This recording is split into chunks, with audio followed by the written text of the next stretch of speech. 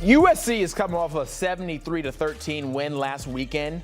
They are hosting Georgia Southern this Saturday. Why do we care? Well, for one, both of my parents are alum of Georgia Southern. That's fun, but so is this.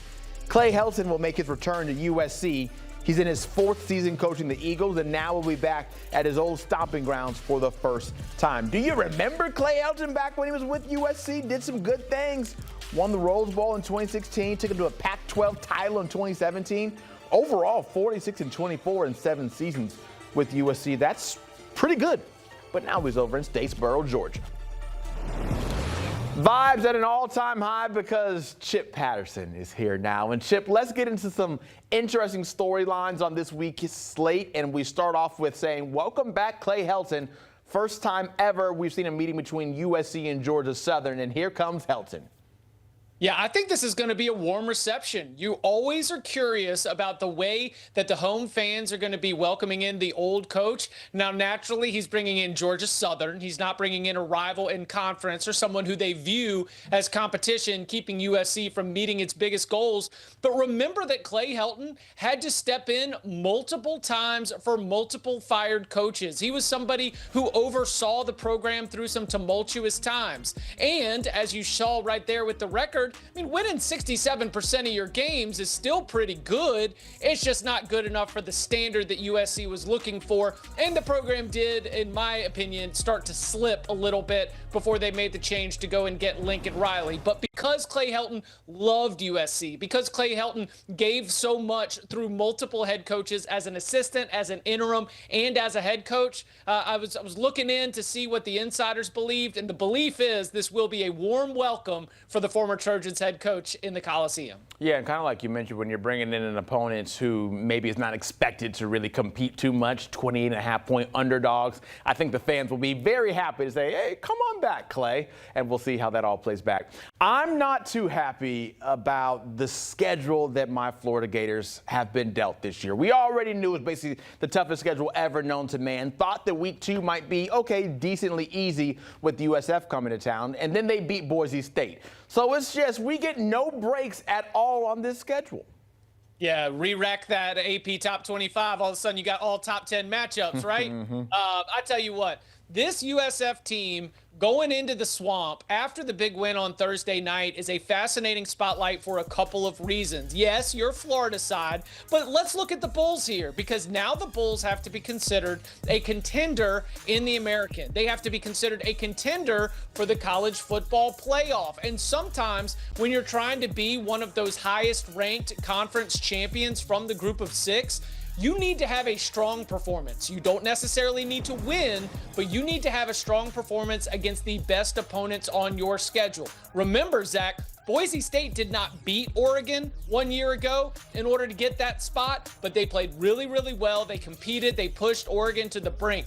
The way that Byron Brown is looking for USF's offense now that he's fully healthy, the way that USF was able to hit those explosive plays, they are a dangerous team. Now, I'll tell you, Zach, my prediction is that Florida does hold on to win. I'm not putting the Gators on upset alert, but I do have USF under the microscope because with that Boise State win in their back pocket, now they are a big-time threat for the college football playoff. Yeah, I'm hoping to be able to breathe pretty easy come Saturday night, and that it's not too close of a game, but an in-state situation, guys who know each other on both sides of the roster. Sometimes you never know. But Gators on top, like always.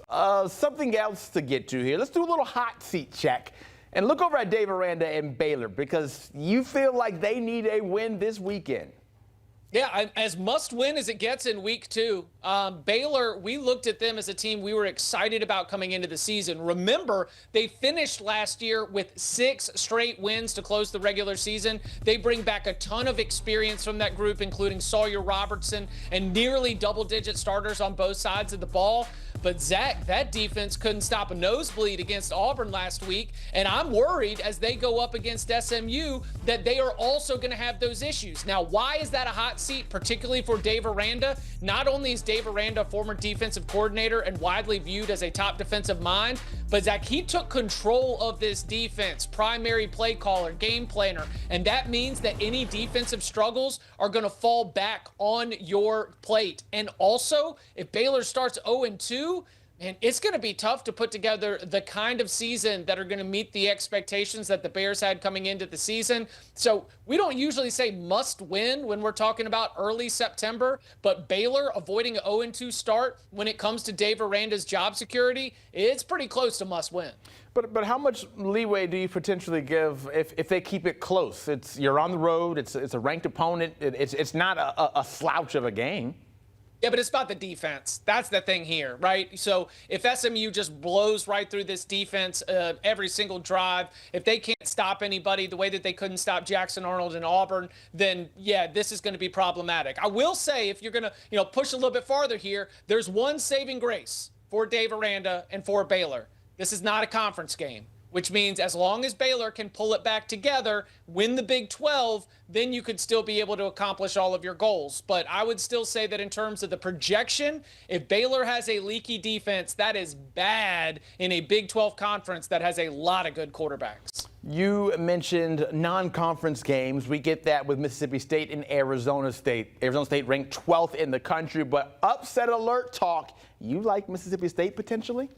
I do. I thought that Mississippi State did a good job of handling business against Southern Miss. I understand it's Southern Miss, but Charles Huff brought a lot of players from his Sun Belt champion Marshall team over there to Hattiesburg. The game was tied early. We were doing a lot of whoa-oh. And then all of a sudden, Mississippi State was able to hit the gas. Blake Shapen's looking very sharp. They are bigger, they are faster, they are stronger. And I think that they might have a little bit of that athlete advantage even against last year's Big 12 champs, this year's Big 12 favorites, because when I go back and I look at how Arizona State handled business against Northern Arizona, there was a lot of Sam Leavitt, there was a lot of Jordan Tyson, and not a lot else that I was excited about. So this Arizona State team going on the road to Starkville, we're going to have the cowbells ringing. Will the Sun Devils be able to maintain their composure? Because I think Mississippi State has started 2025 on the right foot. Now, they are going to be heavy underdogs later in the SEC season, but for Jeff Lebby, the second-year Bulldogs head coach, that means that this is huge. You can get a top 25 win. You can build some confidence and build some momentum. Arizona State is a rightful favorite, according to the betting odds, but I think that there's an upset alert right now with Kalanga. So we will take it away from football for a second and look at the recovery process. We know that schools love to spend a lot of money on their facilities. TCU just did that, $50 million. And the crown jewel of that $50 million renovation is this snow recovery snow room. Gets down to 12 degrees. Chip, are you rocking with this? Do you want this instead of a cold plunge? I don't. I'm afraid of this. I'm not standing in there with just a T-shirt on. Yeah, no, give me cold plunge all day. It was good enough for generations before us. It's good enough for us. I mean, Zach, sometimes you just got to start with the cold water at the start of the shower, right? Just to get your mind right, just to get you focused, scare you a little bit, make bumps on your arms. So yeah, if they want to get fancy with the snow outside, do you know what comes to mind? Honestly, Zach, you show me that, and I remember a Big Ten athletic director who at the ribbon cutting of a facility recently said, in today's NIL era, kids would get dressed in a trash can if you gave them $250,000. So I don't think the facility's arms race is where it's at these days. It's really all about that salary cap. And about what you do on the field, right? Chip, am I just hear a little bit of hater in your voice stemming from the North Carolina loss?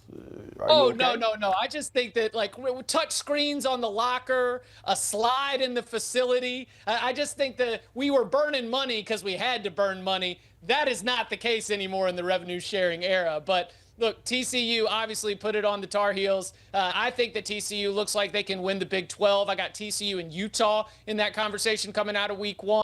But, yeah, the snow recovery room seems a little bit over the top. Okay, all right. Just had to check. Had to make sure the vibes were still, at an optimal level as they should be. Chip Patterson, appreciate it as always, my guy. And, hey, more college football talk can be found by heading over to the Cover 3 podcast. You can listen year-round. It's football time right now, so we are in the crux of it all. You see the QR code. You know how to scan that and get all that audio listening for your ears.